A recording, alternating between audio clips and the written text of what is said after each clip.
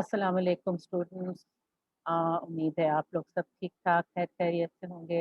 अच्छा जी, आप लोगों ने अपनी असाइनमेंट्स बनाई पिछली 1 to 4। I am really glad. तो अब you need to move forward. आज का जो लेक्चर है वो सिस्टम्स अप्रोच के ऊपर है, ठीक है। तो थोड़ा सा रिकैप कर लेते हैं। सिस्टम्स अप्रोच मैंने आपको जब पैराडाइम्स पढ़ा रहे थे तो उस वक्त मेंशन की थी as one of the approaches in the natural systems paradigm. तो इनफैक्ट वहाँ भी सिस्टम्स टर्मिनोलॉजी ही यूज की हुई थी, ठीक है। Let's take a look at that as well. So हम बेसिकली असाइनमेंट 5 जो है उसको अब करेंगे। आज का जो क्लास है वो रिलेटेड है असाइनमेंट 5 से और सिस्टम्स अप्रोच से रिलेटेड है। तो उसका थोड़ा सा रिकैप करने के लिए let me show you paradigms वाला जो पेज था। राइट। तो हमने जो थे वो जो क्लोज रैशनल सिस्टम्स हमने ये देखे, ठीक है।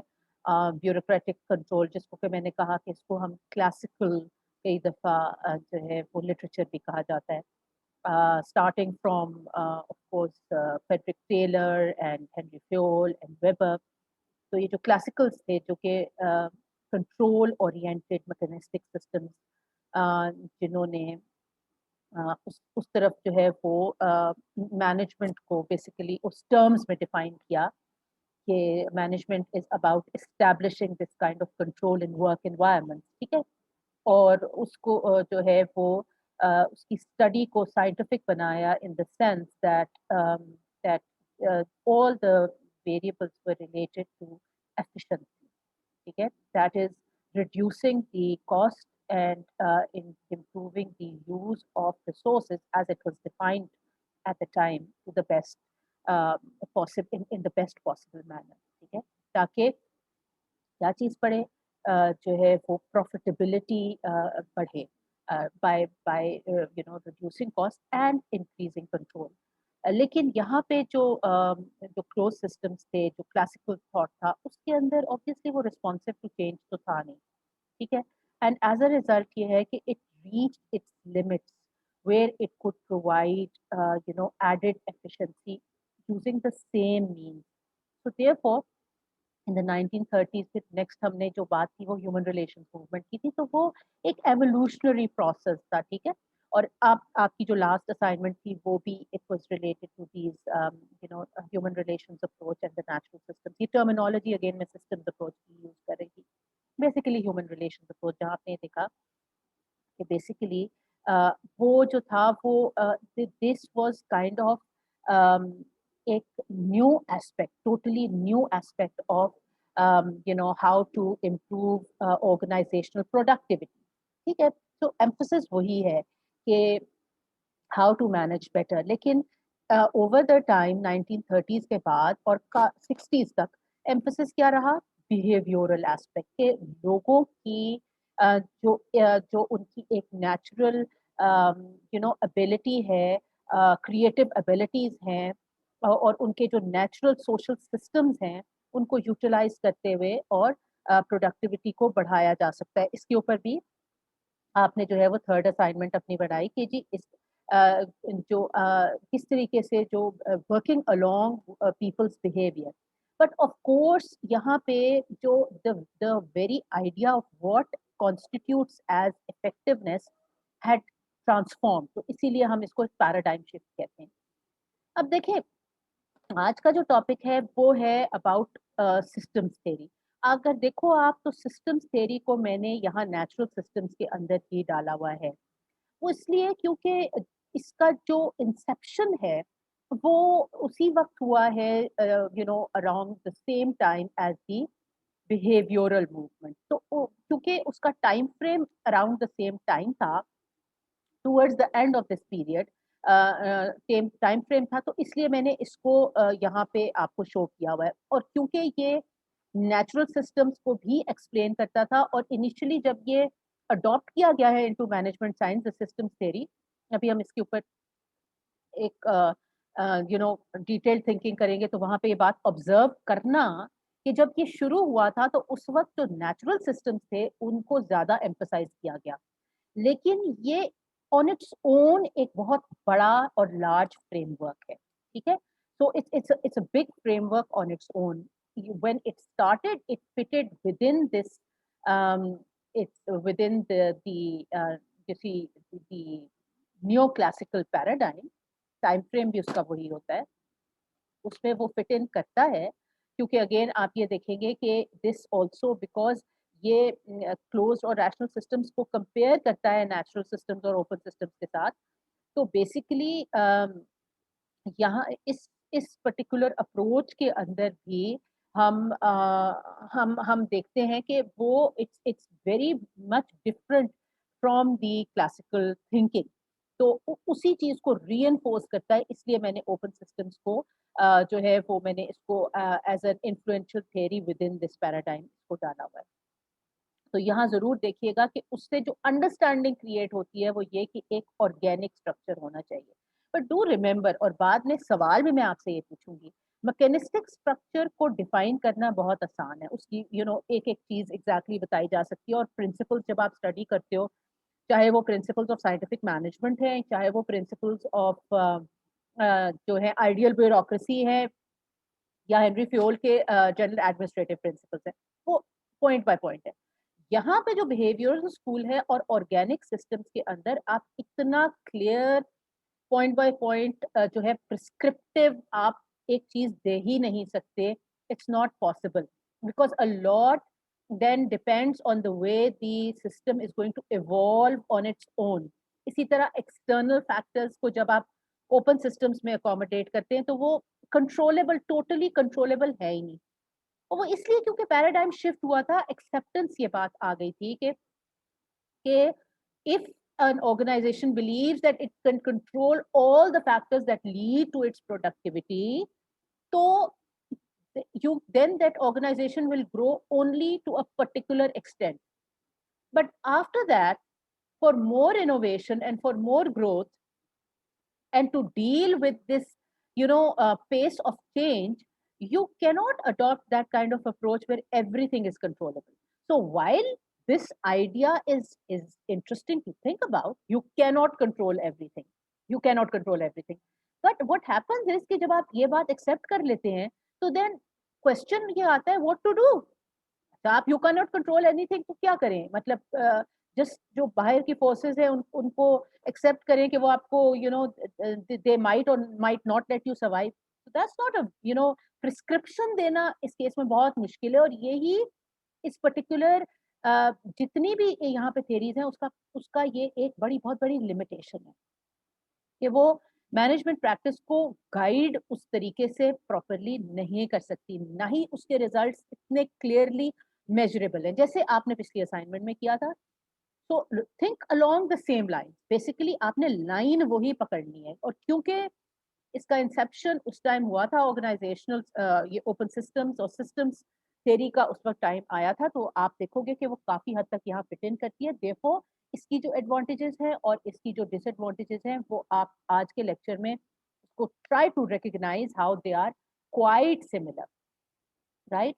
अच्छा, अब सिस्टम्स अप्रोच शायद आप लोगों ने इससे पहले डिटेल में ना पढ़ी हो, तो first of all what I am going to do is कि मैं आपके साथ एक रीकैप करने के लिए what does system approach include, इसके जो फंडामेंटल्स है उनको याद करने के लिए मैंने आपके साथ ये एक यूट्यूब पे देखी थी इस एक वीडियो जो मैं आपके साथ शेयर करना चाहती हूँ, राइट। हाँ, ये क्या है, ये बेसिकली रीकैप है of what what is the systems approach, right. इसको आप देख लें।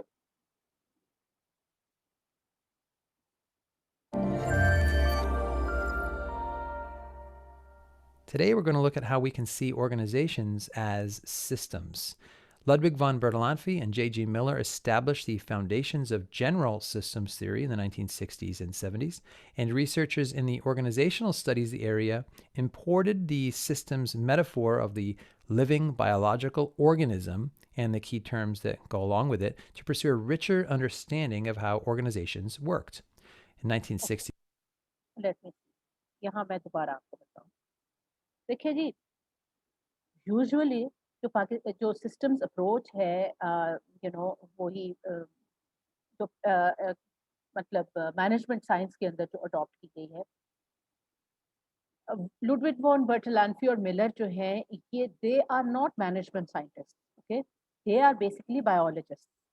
तो जैसे मैंने आपको बताया, इसीलिए देखो मैंने नेचुरल सिस्टम्स में इसको क्यों इंक्लूड किया हुआ है, क्योंकि यहाँ ये जो पूरी की पूरी स्टडीज है, जो जनरल सिस्टम थ्योरी है, this is not related to management science. This is a theory which also explains the way organisations behave, ठीक है? ये ऑर्गेनाइजेशनल बिहेवियर को भी एक्सप्लेन कर सकती है। ये एक जनरल सिस्टम थ्योरी है which is also adopted, started from biological sciences, then adopted into psychology and sociology and social work and anthropology and also so वो जो behavioral sciences का touch है, वो यहाँ पे इसलिए आता है क्योंकि ये theory basically start biological sciences से ही होती है, ठीक है? और इसी को import किया गया है, और ये Ludwig von Bertalanffy generally he is the one who is given this he is the one who has contributed in the fact that he presented this general theory which could then explain many things in many disciplines including management science.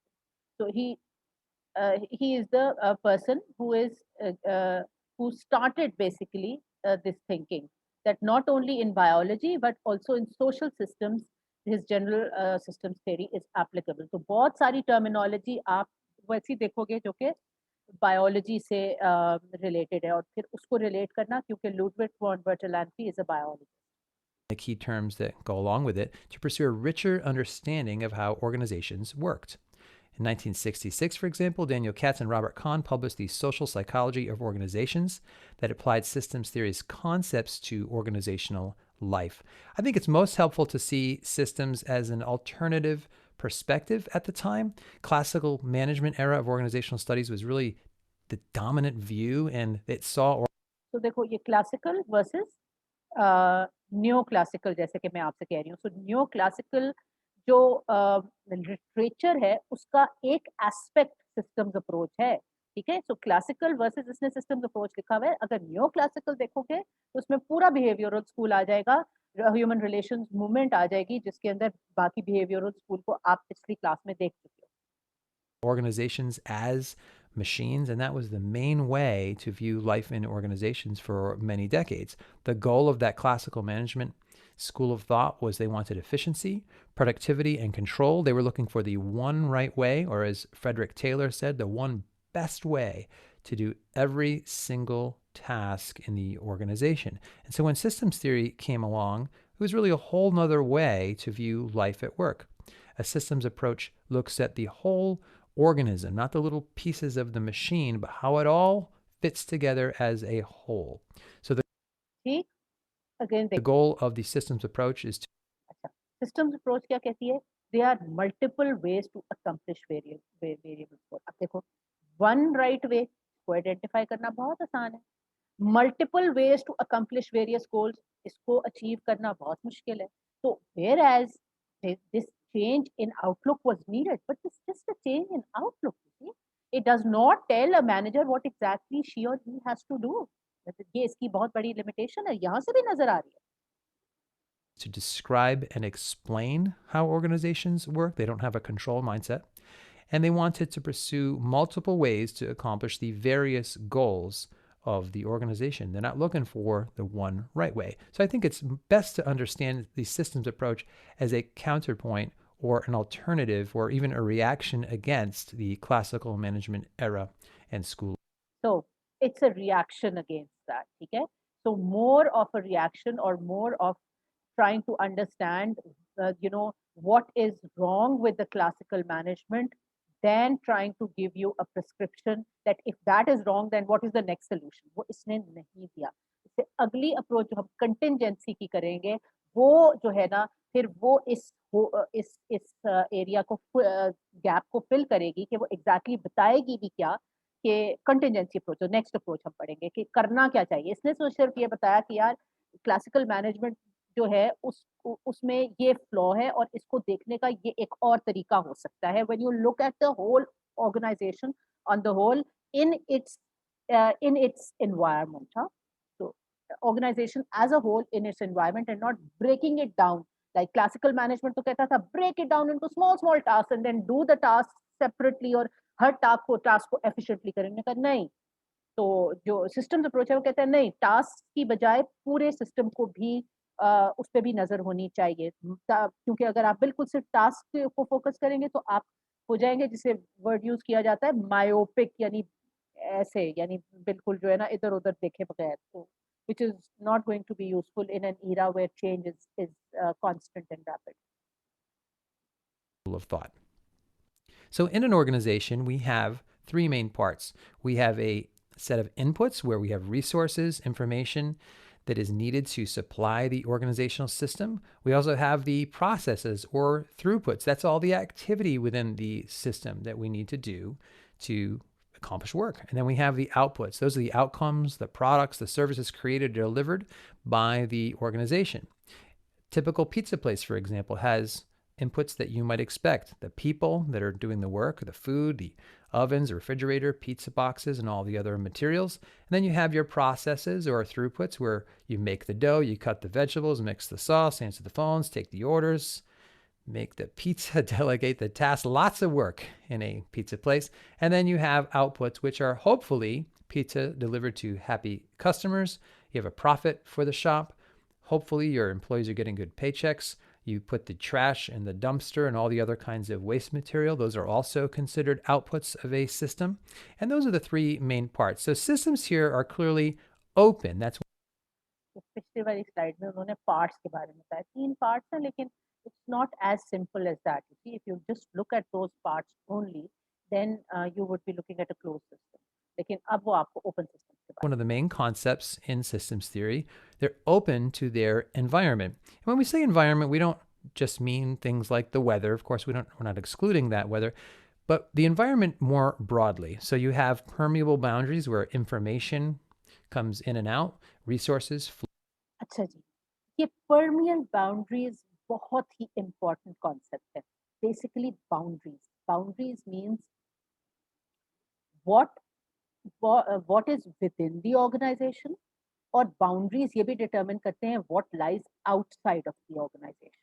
ठीक है, whatever is outside of the organization constitutes at the environment, whatever lies inside of the boundaries uh, uh, is going to be the internal structure जो कि controllable होता है। ठीक हो गया ना, ये boundaries को डिफाइन करने के लिए, environment को डिफाइन करने के लिए boundaries इस तरह permeable boundaries, which means what, ये boundaries इतनी ज्यादा डिफाइन करना एक तो मुश्किल है, क्योंकि बहुत सारी रिसोर्सेज और इंफॉर्मेशन सिर्फ ट्रैवल नहीं कर रही होती विद इन द ऑर्गेनाइजेशन, बल्कि बाहर से भी आ रही होती हैं, जिसका कि एक इम्पैक्ट होता है on the way the organisation is functioning and is structured. आजकल अब एक्सपेरिमेंट किया जा रहा है बाउंड्री लेस ऑर्गेनाइजेशन का, सो दैट्स वेरी इंटरेस्टिंग। मैं किसी लेटर लेक्चर में इसके बारे में हम डिस्कस करेंगे, लेकिन ये बाउंड्रीज बड़ी ज़रूरी है, और ये याद रखो कि ये सिस्टम्स ने ही हमें ये टर्मिनोलॉजी दी है कि हम बाउंड्रीज के बारे में सोच सकें। So good, boundaries and permit whatever lies outside those boundaries is environment, whatever lies inside is the internal structure. Flow both in and out of those boundaries around the organization. And you have an exchange with the environment that's not just happening, but it's essential for the health of the system. So constantly things are coming in and moving out of the system to keep it healthy, to keep it functioning properly. And your environments that you're in are very unpredictable. You can't say for certain exactly what's going to happen with competitors and exactly what's going to happen in the future. So you have the leaders that are scanning the environment. They're called boundary spanners, and they're looking at the environment to see what the vendors are up to, what the customers are looking to do, what the competition is up to, where the general economy is headed. And they're keeping an eye through environmental scanning on all of the things that are happening in and around the organization to make better decisions. Holism is an important part of the systems approach, where systems are viewed as a whole, not simply as a collection of separate pieces. So you wouldn't view yourself, your whole body, as just a collection of cells. You're much more than that. Another way to say it is a system is ये सारी terminologies वो आपको बता रहा है, पहले environment की और यही यही चीज़ें बड़ी सिंपली यहाँ पे बताई गई हैं। इसी को लेकर फिर हम आगे जो है ना अपना बिल्ड करेंगे, अपना आर्गुमेंट बिल्ड करेंगे। But this is just telling the you know आपको यही चीज़ें बड़ी सिंपल तरीके से यहाँ पे बताई जा रही हैं। Greater than the sum of its parts. Some people use the term synergy here, which has a bad rap in some circles. Those parts of the system are interdependent and they interact through mutual feedback processes. So, feedback is a dynamic process where the pieces of the system of that whole are all interconnected. Interdependence is another leading concept in this systems approach, where organizations are in a dynamic and interconnected relationship with their environment. For example, there are subparts within the system that are also interrelated. They're not isolated. The organization is not simply isolated and plopped down in a community. It's connected to that community, and the pieces, the parts within that organization are also interconnected. They're made up of interconnected subsystems. So you have a whole organization, and then you have, let's say, some major departments within that organization. And then within those departments, you have work teams that are also interrelated and overlapping. So changes to one part of the system directly or indirectly influence other parts. For example, if you had some people call in sick on one team, then other people in the organization would be at least indirectly affected and have to maybe pick up some of that work. Maybe you hire a whole bunch of people in one part of the organization, and everybody's going to have to get on board and train them and adapt when you add people. So everything is interconnected. All the parts either directly or indirectly influence the other parts. Systems also have goals, but the goals, again, are not like classical management goals of finding the one best way. Goals are contingent and negotiated. So that means it depends on what exactly the organization is facing and where it's going. It'll have to adapt along the way as the situation develops. Equifinality is a हाँ, ये बड़ी दोबारा देख लें, goals जो हैं वो contingent and negotiated, ठीक है? फाइनल गोल्स नहीं है। That's very important, it's a very new way of looking at things. और जब हम बात करते हैं ऑर्गेनिक स्ट्रक्चर की, तो that is exactly what organic structure means. Goals are negotiated and contingent, okay? So for and you know ये एक अंडरस्टैंडिंग क्रिएट होती है when we talk about organic system. powerful concept to describe how systems people approach goals. The first part of equifinality is that there's no one best way to organize. And this, again, flies directly in the face of people like Frederick Taylor, who are looking for the one best way.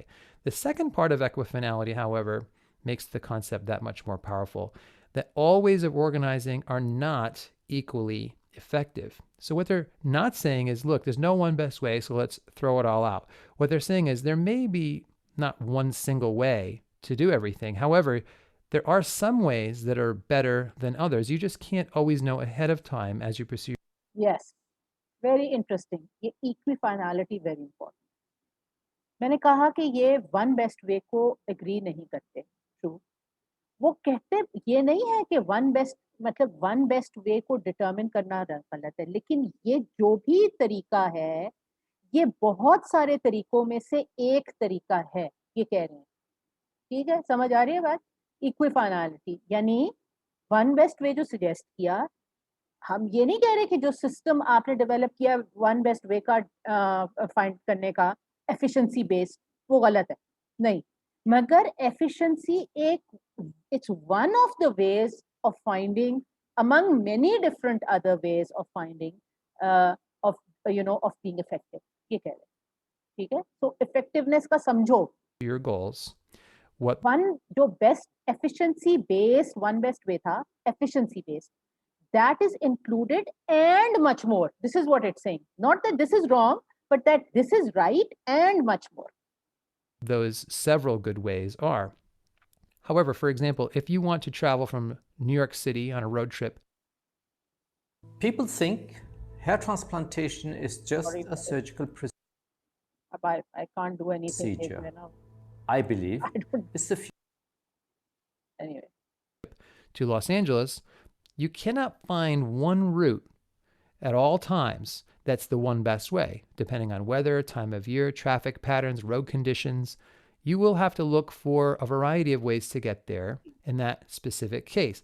However, कि exactly जो चीज मैं कह रही हूँ वो उसको किसी और तरीके से they're not all the same. For example, if your travel companion, your co-pilot says, let's go from New York to do things in these systems processes to reestablish a steady course back in the direct feedback, ठीक है, जो इसने initially आपको दिखाया था chart, उसमें उसने feedback नहीं बनाया था, और हालांकि ये फीडबैक लूप बहुत ज़्यादा ज़रूरी है, खास तौर पे नेगेटिव फीडबैक जो आपको अ, जो आपको ये बात बताता है कि what is wrong, which where are the deviations, where where correction is needed, ठीक है, राइट, ओके। तो ये बात तो आपस जो है आपके क्लोज सिस्टम्स के अंदर भी कई दफ़ा फीडबैक्स हो सकते हैं, उसको हम डिस्कस करेंगे अभी, क्योंकि बेसिकली क्लोज सिस्टम्स हैं, उनके भी फीडबैक मैकेनिज्म हो सकते direction of the system's goals. That's negative feedback that corrects. Then you have positive feedback that changes or grows the system in desired ways that amplify and enhance the system's current processes. So you have positive feedback that gets you going in the direction you want to go faster. However, if you think about it, just like with kids, you can reward the wrong kinds of behavior accidentally. So positive feedback in this sense is not necessarily always good for a system. You might have a boss that's screaming and yelling at everybody. And if that boss gets a promotion, that might be seen as positive feedback that would then amplify that boss's approach. And maybe the people around that boss would start to scream and yell at everybody too, because they're seeing that that's what's being rewarded. And then eventually people would have to give some negative feedback to say, hey, let's tone that down. देखिए जो आपके organisational systems हैं, और ख़ास तौर पे जब human relation approach को अडॉप्ट किया जाए, तो फिर ये जो पूरा जो आर्गुमेंट बिल्ड कर रहा है नेगेटिव और पॉजिटिव फीडबैक का, ये उस कॉन्टेक्स्ट के अंदर एप्लीकेबल है। Now feedback can also be for either completely efficient systems जहाँ पे ह्यूमन बीइंग्स को भी मशीन्स की तरह यूज़ किया जा रहा है, या actual machine systems as well, उसके अंदर भी feedback होता है, so that logic is different. This logic which he's providing you here is related to the feedback in social systems. Down. We don't want to be like that to get the system back on track. Entropy is a term that is central to the way systems work. It's one that I think adds a lot of depth to this approach, and that is systems tend to run down. They tend to deteriorate and move toward disorganization. So left on their own, systems will run down. For example, if you just left your apartment, ये entropy का जो idea है ना, again based on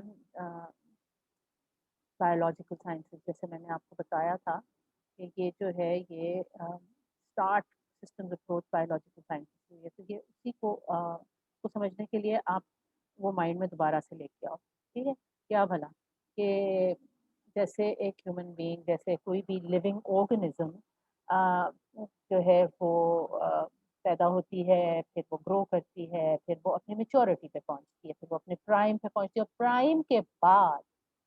prime के बाद फिर उसका एक जो है वो डिटीरियोरेशन शुरू होती है ना, हर लिविंग ऑर्गेनिज्म में, मतलब अब बच्चा है वो बड़ा होगा, फिर वो जवान होगा, जवानी का टाइम गुजारेगा, लेकिन हमेशा तो नहीं रहेगी, फिर बुढ़ापे का वक्त शुरू हो जाएगा ना, और बुढ़ापे में क्या होता है, डिटीरियोरेशन ही होती है ना, हर चीज़ की डिटीरियोरेशन होती है, और एंड में जो है वो खत्म हो जाती है, ठीक है ना, जो चीज़ आती है मतलब नेचुरल अलाइव ऑर्गेनिज्म है, अगर वो पैदा हुआ है तो उसमें इवेंचुअली ख़त्म हो जाना है या फिनिश हो जाना है। तो सोशल सिस्टम, अगर आप ऑर्गेनाइजेशंस को एक लिविंग ऑर्गेनिज्म की तरह देखो, तो उसके ऊपर भी यही बात एप्लीकेबल होनी चाहिए। If you look at it, it's true.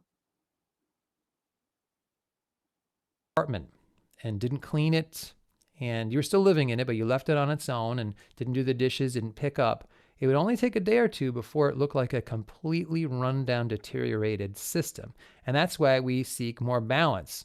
There's energy, resources, information coming into the system to help it reach homeostasis, or ये जो वर्ड होम्योस्टेसिस है, इसको कई दफ़ा इक्विलिब्रियम भी कहा जाता है, लेकिन होम्योस्टेसिस वर्ड जो है ये बायोलॉजी से है और इसी वर्ड को जब हम अंडरस्टैंड करते हैं मैनेजमेंट साइंस तो हम इक्विलिब्रियम यूज करते हैं। याद रखें, एंट्रोपी को यानी डिसऑर्गेनाइजेशन को अवॉइड करने का तरीका क्या है? इक्विलिब्रियम। ये दोनों चीजें, एंट्रोपी और होम्योस्टेसिस यानी disorganisation and equilibrium, they are both part of the organic system। और क्योंकि ऑर्गेनिक का वर्ड यूज कर रहे हैं तो कई दफा इसके अंदर एंट्रोपी और होम्योस्टेसिस का वर्ड यूज होता है जो बेसिकली बायोलॉजिकल टर्म्स है। तो ये टर्मिनोलॉजी, बायोलॉजिकल टर्मिनोलॉजी इंट्रोड्यूस की गई है क्योंकि ये भी सोशल सिस्टम्स को, नेचुरल सिस्टम्स को, ऑर्गेनिक सिस्टम्स को रिप्रेजेंट करती है। Equilibrium, those are both ways to say balance. So you have a whole lot of effort and work and time put into maintaining a balance in the system so it doesn't on its own run down. In the same way, if you stopped showering, your body is a system, you stopped bathing, brushing your teeth, you would start to be noticed by your friends. They would say, wow, you're not maintaining. You have to do that, otherwise you're going to continue to deteriorate and fall apart. Well, I think organisations के अंदर अगर improvement ना आए, देखें तो दो चीज़ें। एक चीज़ तो ये कि ऑर्गेनाइजेशंस जो कि क्रिएट की जाएं उनका एक लाइफ साइकिल होता है, ठीक है? We know that there is an organisation life cycle, right? Which suggest what? That an organization which is created is definitely an organization which is created is definitely going to end up being you know, उसका एक tendency यही होगी कि वो एक point पे जाके it will just disappear, ठीक है ना? It will just be over, finished, अगर आप लाइफ साइकिल की बात करते हैं, अनलेस ऑफ कोर्स। दूसरा क्या तरीका है, अगेन नेचुरल सिस्टम्स में आप देखो, unless of course the next generation takes over. तो अगर आप जिंदगी की तरफ भी देखो तो एक इंसान की जो जिंदगी है वो शुरू होगी और खत्म हो जाएगी, लेकिन कौमों की जिंदगी, ठीक है, यू नो, आपकी अगर आप अपनी एक देखें ह्यूमन जो जनरेशन्स हैं वो तो आगे चलती जाती है ना, ठीक है ना? तो क्या होता है कि एक जनरेशन से दूसरे जनरेशन आ जाती है, जो इंसान हैं उनका फिर आगे बाल बच्चे होते हैं जो कि उनकी उनकी जीन्स को कैरी फॉरवर्ड करते हैं, उनकी थिंकिंग को और उनकी, so the next generation comes. अब ज़रूरी यही है कि यहाँ पे कि अगला जो जनरेशन है it takes over and then it transforms the organisation. Unless this is done, unless the transformation takes place, the system on its own will finish off. Okay, but that transformation is very necessary to restore this equilibrium or to maintain the homeostasis in a social organization. It is possible because once one generation's task is over, then it gives over to the next generation, and so that is the kind of thinking which should be in the mind of managers, that I am here for a short period of time, but what will happen to the organization once I am not here, once this system is not here? So that system needs to adapt and evolve itself continuously as things change. In that case, then the organization will survive. Systems theory has not necessarily been used in a lot of very specific ways as it is. It was more like an opening, an open door to lead us to a whole. ये बड़ा important बात कर रहा है, it's an open door. जो आपने assignment करनी है उसका बेसिकली मैं यही चाहती हूँ कि आप ये आर्ग्यूमेंट लेके आए। It's a good way of looking at things but it does not provide solutions. और उसके बाद की जो डिफरेंट थेरीज हैं जो रिलेट करती हैं इसके साथ, तो वो जो है वो इसमें से ढूंढने की कोशिश करती हैं ways and means of doing things and they are pointing towards solutions. Whole other set of precise theories to look at organizations. So, for example, complex adaptive systems, or chaos theory as it's sometimes called, was built upon the foundation of systems theory. Learning organizations is another school of thought that came out of systems thinking. And of course, Carl Weick's research on loosely coupled systems is a direct outshoot of the systems point of view on organizations. So systems theory has provided a powerful set of इसमें से first to जो है वो वो ही मैं आपको कहूँगी कि ये they those two are the real adaptations of the systems theory in the future. तो अब जो हम आगे देखेंगे, let me share this with you. हमने इसके बाद हमारी थिंकिंग किन लाइंस पे आएगी. थिंकिंग यही है, ठीक है, जैसे कहा ना कि ट्रांसफॉर्मेशंस, ठीक है, systems approach focuses on transformations. तो आपने यही देखना है कि वो ट्रांसफॉर्मेशंस जो हैं वो सिस्टम्स थ्योरी उनको किस तरीके से सजेस्ट कर रही है. अभी ये मिलेट का हम पेपर जो है इसको डिटेल में देखते हैं, लेकिन इसमें बहुत सारी टर्मिनोलॉजी जो कि पिछली वीडियो में बड़े आसान अल्फाज में समझाई गई थी मिलेट के पेपर में, उसको रेफर किया गया. दोनों चीज़ों को मिला के देखेंगे तो कॉन्सेप्ट जो है वो ज़्यादा क्लियरली आपके जो है वो आपको समझ में आएगा और एम्बिग्विटीज खत्म होंगी. तो now let us look at this article in detail which will help you answer this. कि उसमें ज़रा ये देखिए क्वेश्चन क्या पूछ रहा है आपसे कि ये ट्रांसफॉर्मेशंस जो हैं वो होती हैं इन ऑर्गेनाइजेशन, ठीक है. So what it means to say इसके ये एक बहुत बड़ी कंट्रीब्यूशन है, और ये जो ट्रांसफॉर्मेशंस हैं ये रिप्रेजेंट कर रही हैं एक जर्नी मेंटालिटी. अभी सबसे पहले हम देखेंगे ये जर्नी मेंटालिटी क्या है. जब हम ये वाला पेपर जो है इसको डिटेल में देखें, मैंने इसकी यहाँ पे रेफरेंस भी आपको दिया हुआ है, so you can search for it, just search for the title, आपको पेपर भी मिल जाएगा, ठीक है. तो ये जो जर्नी मेंटालिटी है इसका क्या मतलब है. इसका मतलब ये है कि इक्वी फाइनलिटी जो इसने पहले बात की उसके कॉन्टेक्स्ट में ये जर्नी मेंटालिटी जो है ये आप समझ सकते हैं. Equi finality which means that कोई एक पॉसिबल बेस्ट आउटकम नहीं होते, बहुत सारे पॉसिबल आउटकम्स होते हैं. तो इसलिए फोकस इस पे रखना है, how do you get to a good outcome, ठीक है. How do you get to a good outcome, इस किस्म की जो थिंकिंग है वो रियली ट्रांसफॉर्मेशनल है. तो वो हम देखेंगे. फिर हम देखेंगे कि जो सेकंड पार्ट है क्वेश्चन का कि कौन से मेटाफोर्स हैं, कौन सी टर्मिनोलॉजी है, कौन सी एक्सप्लेनेशंस हैं.